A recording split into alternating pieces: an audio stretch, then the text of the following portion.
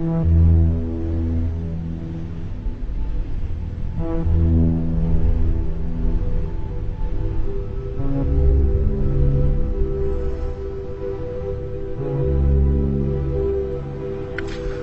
a todos. Com base no livro da Economia, da editora Globo, na série As Grandes Ideias de Todos os Tempos, eu vou falar sobre Karl Marx e Ludwig von Mises.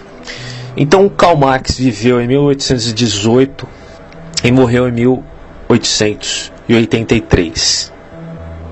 Então, embora a maior parte da economia diga respeito às economias de livre mercado, não se deve esquecer que por longo período no século XX, até 1/3 do mundo esteve sobre alguma forma de regime comunista ou socialista, certo? Século XX é o século das experiências socialistas e comunistas.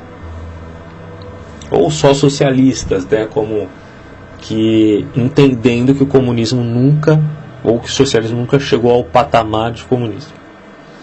Esses estados tinham uma economia centralizada, isso é importantíssimo. Esses estados tinham uma economia centralizada ou planificada. Economia planificada é a mesma coisa, porque ela é centralizada, estatizada, certo? Os filósofos políticos procuravam uma alternativa ao capitalismo, ainda quando surgiram as economias de livre mercado. Porém, um argumento realmente econômico para o comunismo não foi formulado até meados do século XIX, quando Karl Marx escreveu sua crítica ao capitalismo.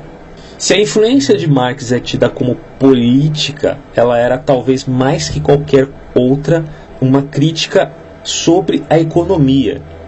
Ou seja, ele era de fato um economista e crítico nesse sentido em relação ao capitalismo. Ele acreditava que a organização econômica da sociedade ela forma a base de sua organização social e política.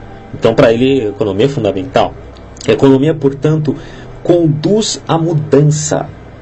Marx via a história não da perspectiva da guerra ou do colonialismo, mas como uma progressão de sistemas econômicos diferentes que geravam novas maneiras de organização social. Vou repetir isso aqui. Marx olhava para a história não da perspectiva da guerra ou do colonialismo, mas como uma progressão de sistemas econômicos. Uma progressão, talvez até uma evolução de sistemas econômicos diferentes, que geravam novas maneiras de organização social. Feudalismo, capitalismo, socialismo, etc. Com a ascensão do mercado, vieram os comerciantes e com as fábricas o proletariado industrial, ou seja, os trabalhadores. O feudalismo, que foi substituído pelo capitalismo, que por sua vez seria então, segundo Marx, suplantado pelo comunismo.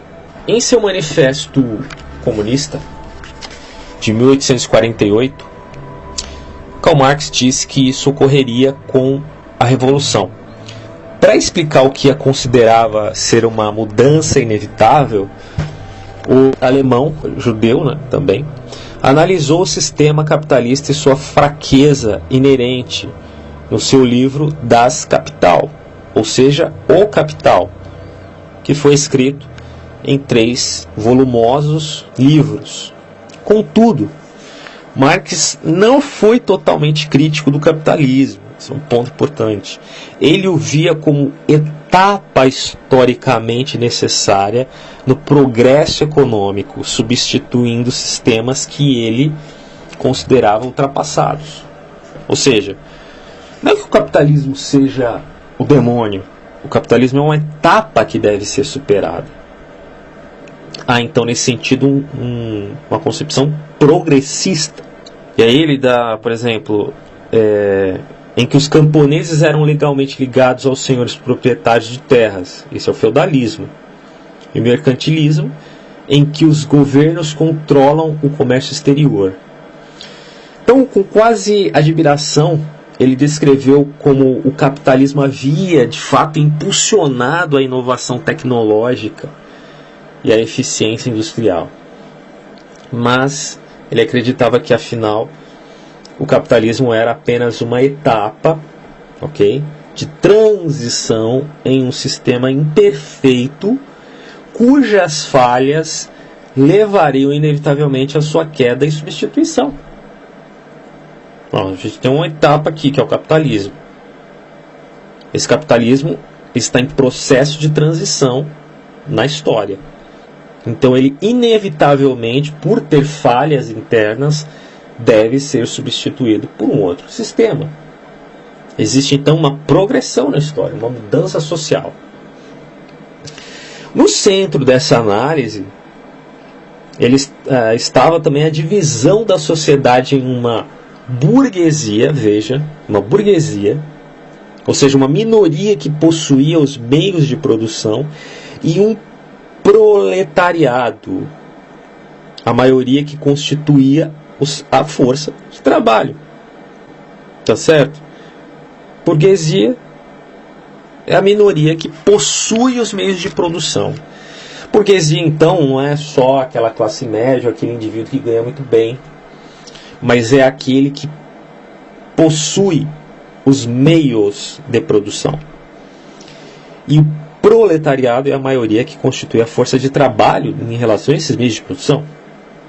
Então, para Marx, essa divisão caracterizava justamente o que é um capitalismo. Ok? E aí, a gente vai chegar à questão aqui do livro, a respeito dos trabalhadores explorados. Com o advento da indústria moderna, a burguesia realmente se tornou a classe dominante. Então, enquanto os trabalhadores produziam bens e serviços em troca de salário, os donos do capital, os burgueses, os industriais e donos de fábricas vendiam esses bens e serviços para ter, então, o seu lucro. Se, como acreditava Marx, o valor de um produto se baseava no trabalho necessário para produzi-lo, os capitalistas deveriam dar o preço dos bens finais, primeiro somando o preço do trabalho ao custo inicial do produto e depois adicionado o lucro. Vou repetir isso aqui que é muito importante. Conforme acreditava Karl Marx, o valor de um produto se baseava no trabalho necessário para produzi-lo. Então, qual que é o valor do produto? O valor é de acordo com o trabalho necessário. Eu tive um grande trabalho para produzir esse produto. Então, o valor está de acordo com este suor, com essa dificuldade que eu tive para produzi-lo. Então, os capitalistas deveriam dar o preço dos bens finais, primeiro somando o preço do trabalho, certo? Ao custo inicial do produto e depois adicionando o lucro. Vocês entenderam essa? O cara foi lá, teve uma grande dificuldade para produzir aquilo. Matéria-prima, esforço, pagamento dos funcionários, etc. Só que a isso ele tem que adicionar lucro em cima, para que ele então possa de fato lucrar com isso. Num sistema capitalista, o trabalhador ele deve produzir um valor maior que o que ele recebe em salários. Entenderam?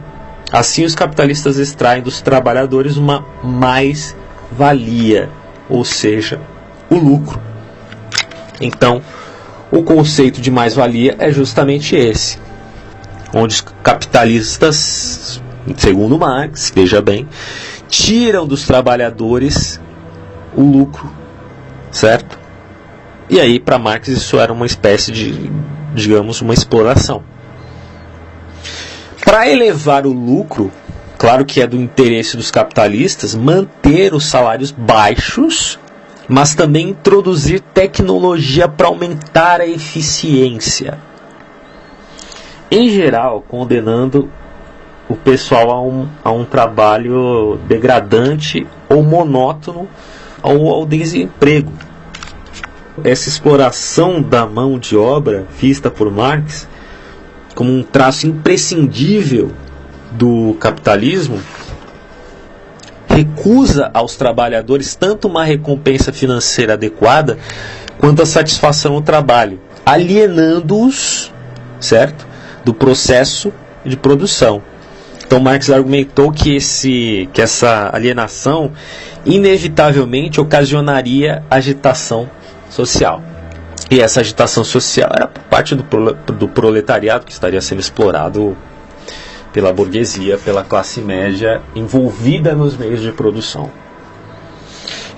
O livro ele tem um esqueminha, o livro é bem didático, tá? E é lógico que isso aqui é um resumo do marxismo, mas é interessante aqui o esquema que ele coloca no livro.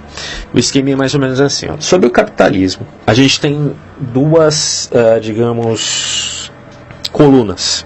Então na coluna esquerda a gente tem os meios de produção que pertencem a uma minoria.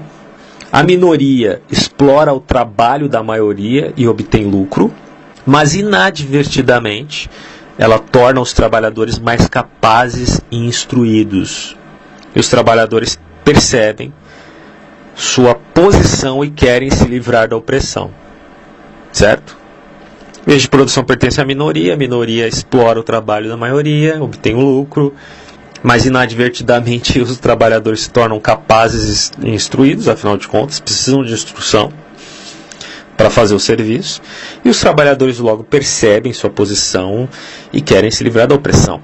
Na coluna direita, nós temos aqui sobre o capitalismo a ganância do lucro, que leva à superprodução dos bens procurados, causando baixas na economia. O capitalismo falha constantemente, a economia sofre uma série infindável de crises econômicas, isso segundo Marx. A instabilidade econômica ocasiona a agitação social e ocorre uma revolução em que os trabalhadores derrubam a classe dominante e controlam os meios de produção. Então, o link das duas colunas é justamente esse. Os trabalhadores percebem sua posição e querem se livrar da opressão, e ocorre uma revolução em que os trabalhadores derrubam a classe dominante e controlam o meio de produção. Então, na coluna direita, só resumindo aqui, a ganância do lucro é que levou à superprodução. Essa superprodução de bens que acaba meio que inflando, segundo ele, a economia e ocorrendo então as baixas. E aí o capitalismo falha constantemente, ocorrendo também a instabilidade econômica, ocasionando a agitação social. Ocorre, portanto, uma revolução em que os trabalhadores derrubam a classe dominante e controlam o meio de produção. E finda-se que a classe dominante trema, segundo ele, diante da revolução comunista. Ok? Esse é o esqueminha do livro. Então vamos continuar no outro tópico aqui, que é a concorrência e monopólio. Vamos lá. Outro elemento essencial do capitalismo é a concorrência entre os produtores, caros amigos. Então, para isso, a empresa ela deve tentar não só reduzir os custos de produção, como ter preços mais baixos que os dos concorrentes, certo? Isso é capitalismo. É a ciência da economia. A empresa deve tentar não só reduzir os custos de produção, como ter preço mais baixo que os dos concorrentes. Nesse processo, produtores fracassam e vão à falência, enquanto outros assumem uma parte maior do mercado. Existe aquela oscilação por causa da concorrência.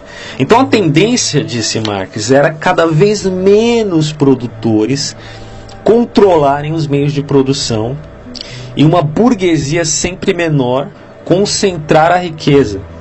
Então, segundo Marx, a minoria é que está dominando a maioria, porque a minoria é a burguesia, certo? Só que a tendência era cada vez existir menos produtores. E a existência de menos produtores faz com que ocorra um controle maior dos meios de produção e uma burguesia muito mais concentrada, mais centralizada em via da riqueza. Então, no longo prazo, Isso criaria, segundo ele, monopólios que poderiam explorar não só os trabalhadores, mas também os consumidores.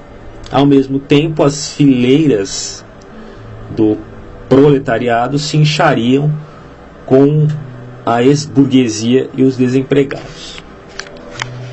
Marx ele considera a concorrência a causa de outra falha do sistema capitalista. Nós vamos ver depois que com Ludwig von Mises não terá esse aspecto do Marx aqui. Vai ser bem diferente. Marx considerava que a concorrência era uma falha do capitalismo. Quer dizer, o desejo de se lançar em mercados onde os lucros crescem, estimula uma produção maior, às vezes independente da demanda, né? Essa superprodução leva não só ao desperdício, mas à estagnação. E aí a gente entra lá na questão do gráfico, né? A superprodução. A ganância do lucro leva à superprodução dos bens procurados, causando baixas na economia. Essa superprodução, segundo ele, levaria ao desperdício. Aliás, ele diz, né, não leva só ao desperdício, mas também à estagnação e até ao declínio de toda a economia. Por natureza, o capitalismo não é planejado e é governado apenas pelas complexidades do mercado. Crises econômicas são resultados inevitável da defasagem da oferta e da procura. Portanto, o crescimento em uma economia capitalista não é uma progressão suave, mas cortada por crises periódicas. Então existem crises que são periódicas no mundo do sistema econômico em via do capitalismo.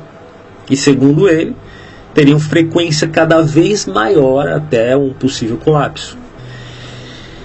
A dificuldade criada por essas crises seria sentida sobretudo pelos trabalhadores, pela mão de obra, pelo proletariado.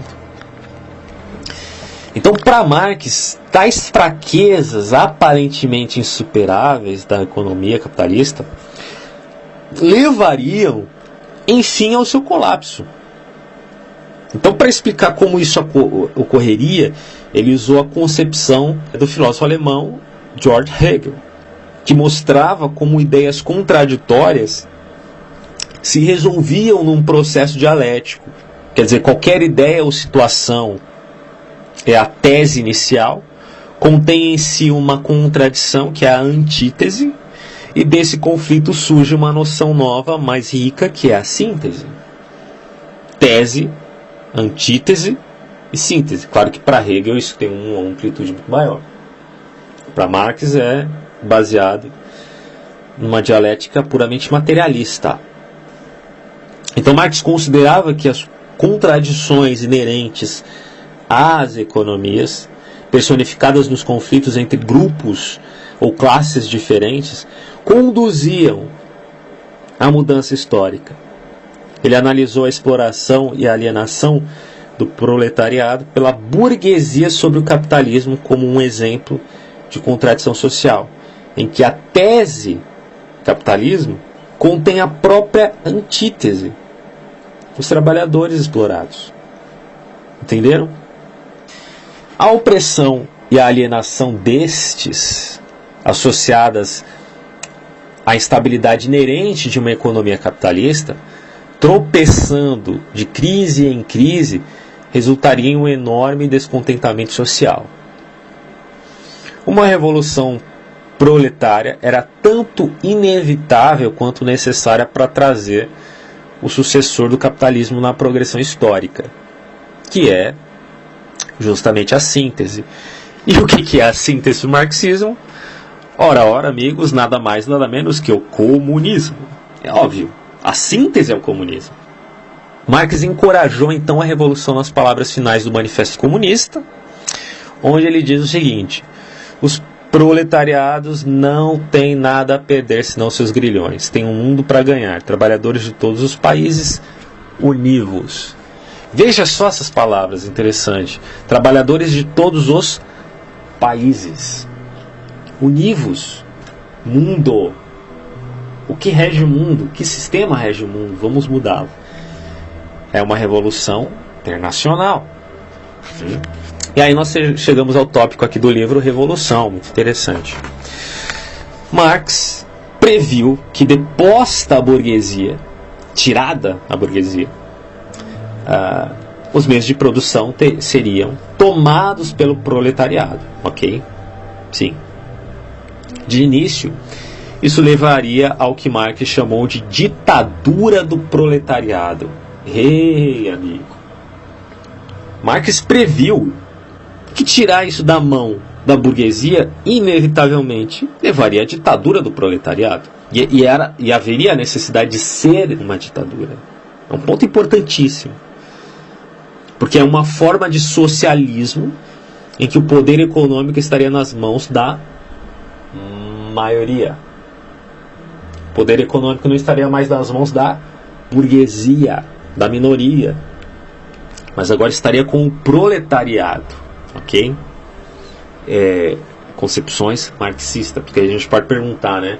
Mas espera aí, essa troca de poder não faria com que esse status quo dos líderes do proletariado fizesse com que eles tivessem vantagem sobre os outros? Quer dizer, a vida de Lenin e de Stalin não teve muito mais regalias do que a vida dos outros que lutaram em prol da Revolução Russa? Então, levaria a ditadura do proletariado, que é uma forma de socialismo em que o poder econômico está nas mãos da maioria. Contudo, esse seria apenas um primeiro passo no rumo da abolição do proletariado, da propriedade privada, certo? Em favor da propriedade coletiva no Estado comunista. Porque o final é essa a intenção do marxismo.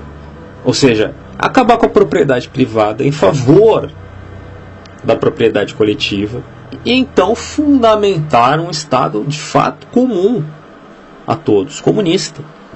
Só que em contrapartida a essa análise exaustiva do capitalismo, Marx ele escreveu relativamente pouco sobre os detalhes da economia comunista que substituía o capitalismo, a não ser que se basearia na propriedade coletiva e seria uma economia planificada.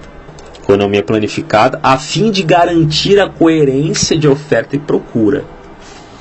Esse é um dos pontos assim básicos em que o Ludwig von Mises vai criticar Marx. Nós veremos isso daqui a pouco. Economia planificada. Então, uma vez que essa fase afastasse todas as desigualdades e instabilidades do capitalismo, o comunismo, em seu entender, viria como o auge do avanço histórico, né? E aí é preciso perguntar também, mas o que é o auge da história? Como assim? Porque para mim saber qual é o auge da história, eu tenho que saber qual é o final da história. E eu não tenho como saber isso. Então como se diz que esse é o auge da história? Se a história de fato continua. Bom, não surpreende que sua crítica, a crítica do Marx sobre a economia capitalista, tenha causado muita hostilidade, certo? A maioria dos economistas da época considerava o livre mercado a forma de garantir o crescimento econômico e a prosperidade, ao menos para certa classe de gente. E é bom que se diga que isso não mudou, né? Hoje também é assim. Quer dizer, não é só... o livro coloca aqui, né, a maioria dos economistas da época. E hoje é diferente em termos de ciências econômicas? Não sei. Eu acho que não, né? Mas a questão é que Marx ele não ficou desamparado, certo? Ainda mais entre os pensadores políticos, tá? A revolução ocorreu com mais força em países rurais. Veja que interessante. Como a Rússia e a China. Então Marx, ele, claro, não viveu para ver o surgimento dos estados comunistas como a União Soviética e a República Popular da China. E ele não poderia ter previsto a real eficiência dessas economias planificadas. Hoje sobrevive só um punhado de economias comunistas planificadas, certo? Nós temos o exemplo de Laos, Vietnã e Coreia do Norte. Corre um debate sobre que grau de comunismo marxistas tiveram esses estados, sob a liderança de Stalin e de Mao, no caso da Rússia e da China. Mas a derrocada do comunismo no bloco oriental e a liberalização da economia chinesa foram vistas por muitos economistas como prova de que a teoria de Marx estava errada, que não funcionou. Eu vou até repetir essa parte do livro, é bem interessante. Corre um debate sobre que grau de comunismo marxistas tiveram esses estados sob a liderança de Stalin e de Mao.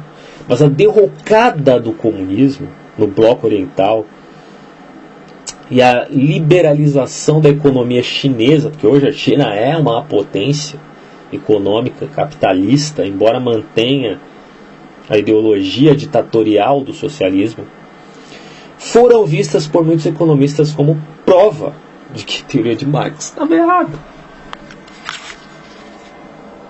Agora vamos à questão da economia mista, outro tópico. Nas décadas após a Segunda Guerra Mundial, a Europa Ocidental aprimorou uma terceira via entre o comunismo e o capitalismo. Muitos estados europeus ainda funcionam com economia mista, com grau variado de intervenção estatal e propriedade, embora alguns, mais claramente a Grã-Bretanha, tenham trocado a economia mista por uma política econômica em que o Estado tem papel menor. Tá? Todavia, com o comunismo bastante desacreditado e o colapso do capitalismo aparentemente não ter, quanto no tempo de Marx, como ele pensava que iria ocorrer, parece estar errada a teoria de que o dinamismo do capitalismo deságua numa crise e numa revolução. Isso realmente parece estar errado em Marx. Entretanto, a teoria econômica marxista tem seus seguidores, hoje, obviamente, e as recentes crises financeiras provocaram uma reavaliação de suas ideias. Desigualdade crescente, concentração da riqueza em poucas grandes empresas, crises econômicas frequentes e o aperto do crédito de 2008 foram atribuídos à economia de livre mercado. Então, mesmo sem chegar a defender a revolução ou mesmo o socialismo, um grupo crescente de pensadores, nem todos da esquerda política, tem levado a sério elementos da crítica do Marx ao capitalismo. Eu achei interessante nessa parte aqui da fala, do livro, das economias mistas. E a economia mista é justamente isso. É uma terceira via da relação ou síntese de comunismo e capitalismo. Quer dizer, estados europeus ainda funcionam com economias mistas, como é dito no livro, em grau variado de intervenção do Estado e de propriedade privada, e de instituições financeiras privadas. E funciona. Não deixa de não funcionar. Bom, essa é a parte do Marx, tá? Agora vamos ler,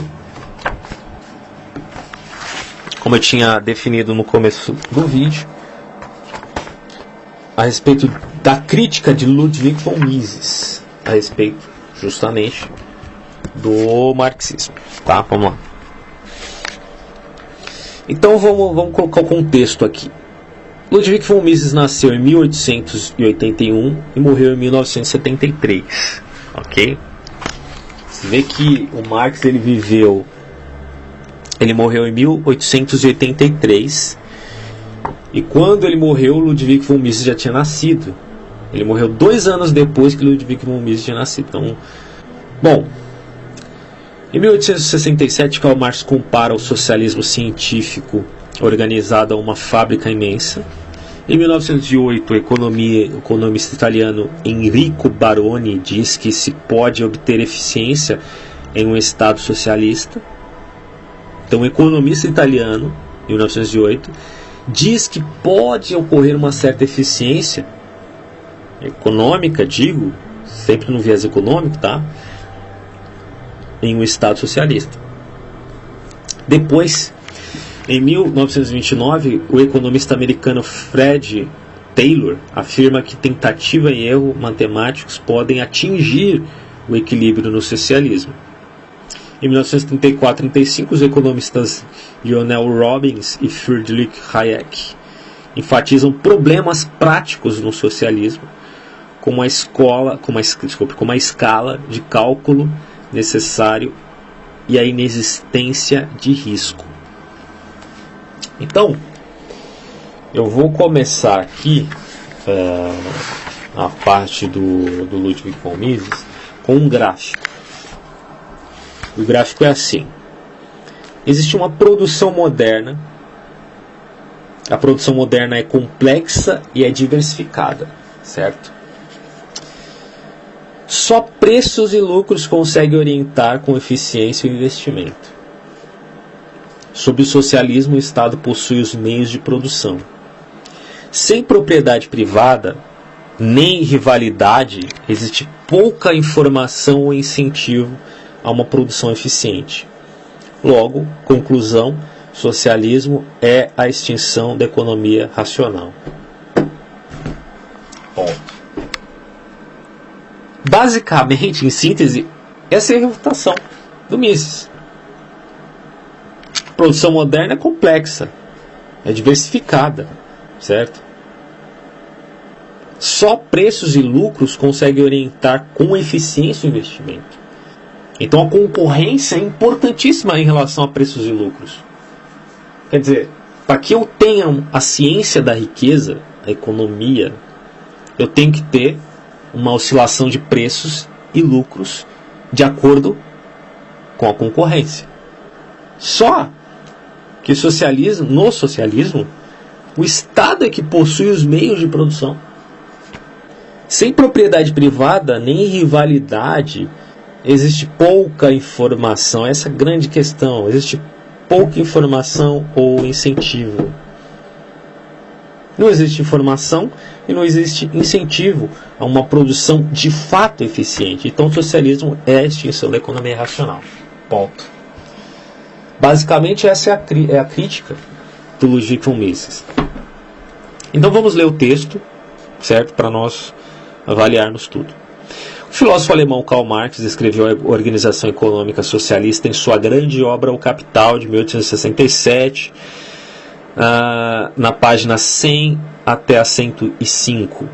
A economia socialista, diz ele, requer que o Estado possua os meios de produção. O Estado, estatizado, planificado. Meios de produção como as fábricas, por exemplo. Concorrência, segundo Marx, é desperdício. Para Ludwig von Mises não é bem isso. Até para a escola austríaca, de certa forma. Concorrência é desperdício.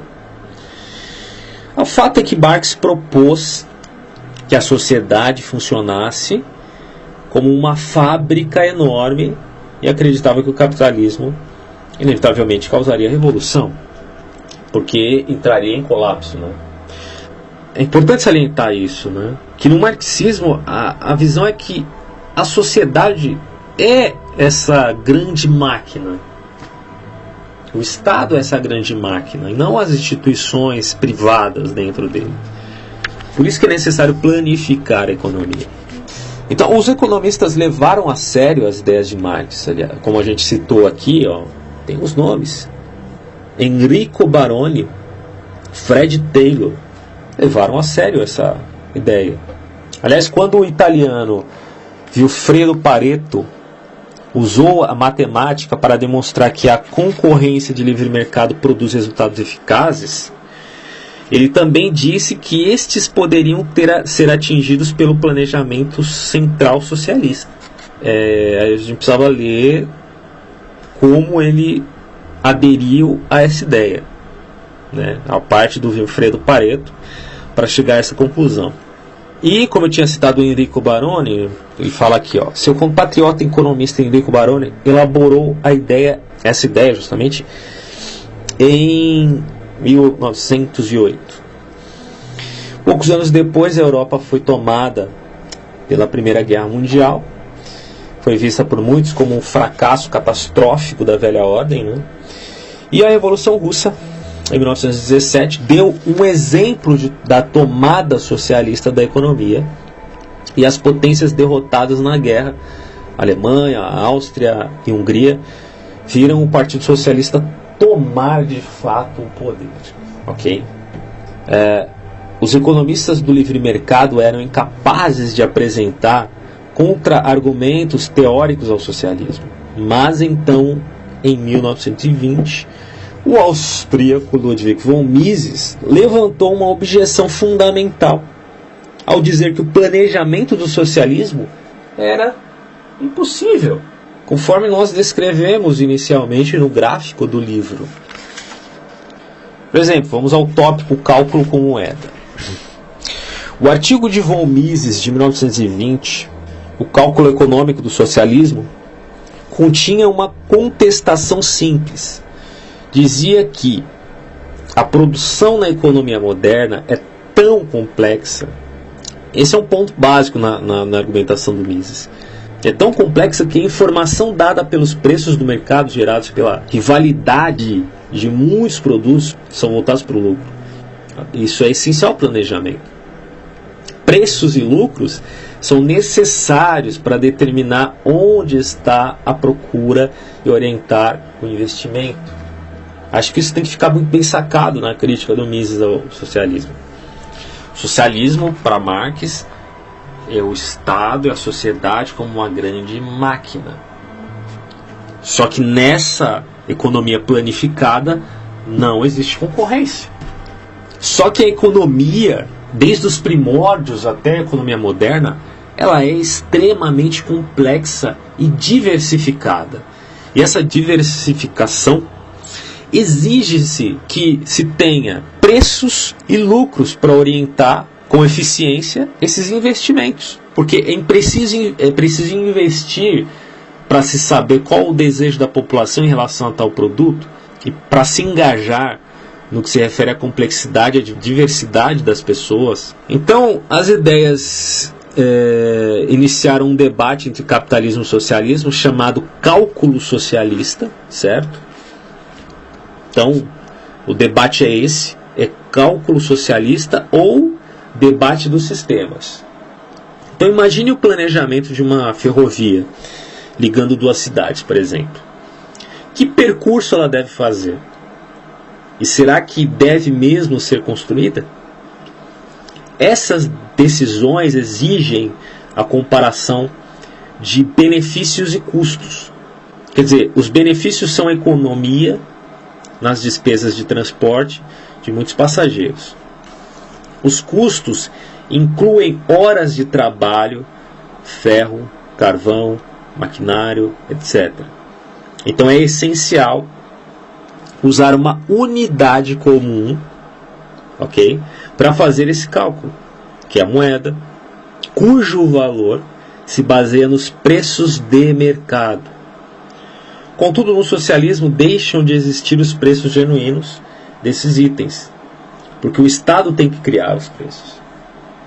Vocês entenderam? Os preços não são mais genuínos, não são baseados na concorrência e no lucro. Só que isso finda-se numa economia planificada, porque nessa economia planificada o Estado é que tem que criá-los.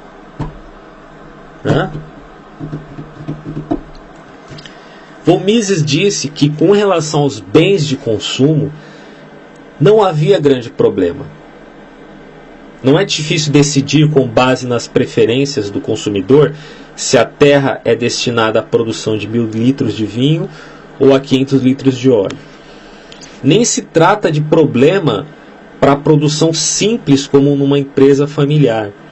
Pode-se fazer um cálculo mental fácil sobre gastar um dia fazendo um banco, uma panela, um muro ou cortando frutas. Contudo, uma produção complexa exige um cálculo econômico formal. Sem o cálculo econômico formal, diz aí o economista, a mente simplesmente ficaria perplexa ante os problemas de gestão e de localização. Por exemplo, aqui no tópico preços de mercado. Além de usar os preços da moeda como unidade comum para avaliar projetos no capitalismo, o cálculo econômico ele tem duas outras vantagens, né? Primeiro, os preços de mercado refletem automaticamente as avaliações de todos os envolvidos no comércio. Segunda coisa, os preços de mercado refletem técnicas de produção factíveis, tecnológica e economicamente. A rivalidade entre os produtores implica a escolha de técnicas de produção mais lucrativas possíveis.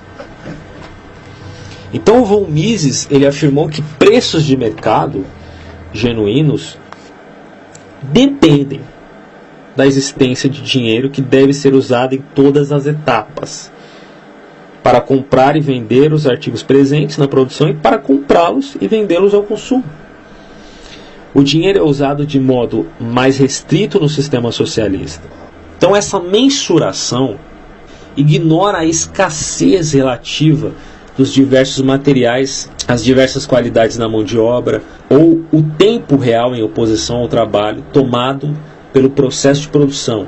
Só os preços de mercado levam em conta esses fatores, refutando assim uma economia planificada. Para ficar mais fácil de você entender, já que a intenção é ser bem didático, o livro ele propõe aqui um exemplo muito básico. Olha só, a relação de procura e venda, né? Então vamos supor que exista aí uma procura de vários tipos de calçados na economia. Por exemplo, algumas pessoas querem tênis, então essas são as pessoas que procuram. Daí, o Comitê de Planejamento Central vê apenas a procura de calçados, não dos tipos de calçados, certo? Planejamento central de uma economia planificada. Bom, existe a procura de calçados, as pessoas precisam calçar alguma coisa para não andar descalço. Só que eles não avaliam os tipos de calçados, porque há pessoas que querem sapatos, outras querem tênis. Existe a idiosincrasia ou a individuação, ou os papéis sociais. Um adolescente não se vestirá como um velho, um idoso não se vestirá como uma criança, enfim. Então o comitê diz às fábricas que produzam calçados práticos e duráveis. Um bom exemplo disso são as botas. E todos acabam usando botas, mesmo que alguns queiram usar tênis. Nós temos um problema aí entre a questão da procura e da oferta. E aí a gente chega no tópico mudança de preço. O von Mises e seus seguidores da escola austríaca não acreditavam que as sociedades atingissem o equilíbrio, mas oscilavam naturalmente, e aí esse naturalmente é muito importante aqui, né? Em torno de certos níveis ou estado de equilíbrio. Ele afirmou que as economias estão em desequilíbrio constante, sempre mudam e os participantes são cercados de incertezas. Isso é verdade. Além do mais, um planejamento central simplesmente não pode adotar os preços que antes prevaleciam em um sistema de mercado. Se o planejamento central depende de preços vindos de um sistema diferente, que era o sistema onde havia livre concorrência, como o socialismo poderia suplantar a economia de mercado? Essa é uma pergunta fundamental. A contestação de von Mises, ela provocou muitas reações. Certos economistas disseram que a planificação central podia igualar oferta e procura por tentativa e erro. Contudo, esse enfoque matemático não diferia, né, em nada do raciocínio de Baroni, e qualquer debate sobre equilíbrio matemático era irrealista para a escola austríaca. Defensores do Mises, Lionel Hobbes e Friedrich Hayek, acrescentaram que tal cômputo não era viável. Fora isso, o sistema socialista não conseguiria replicar o risco que os empresários assumem perante a incerteza no sistema de mercado. Em 1976, os economistas propuseram um sistema de socialismo de mercado, pelo qual empresas estatais diferentes tentam maximizar os lucros segundo preços fixados pelo Estado. Hayek, novo paladino da escola austríaca, liderou a resposta ao socialismo de mercado. argumentando que só o livre mercado poderia dar a informação e os incentivos necessários. Outro tópico aqui é o socialismo em ação. Em parte de sua existência, a União Soviética usou uma forma de socialismo de mercado.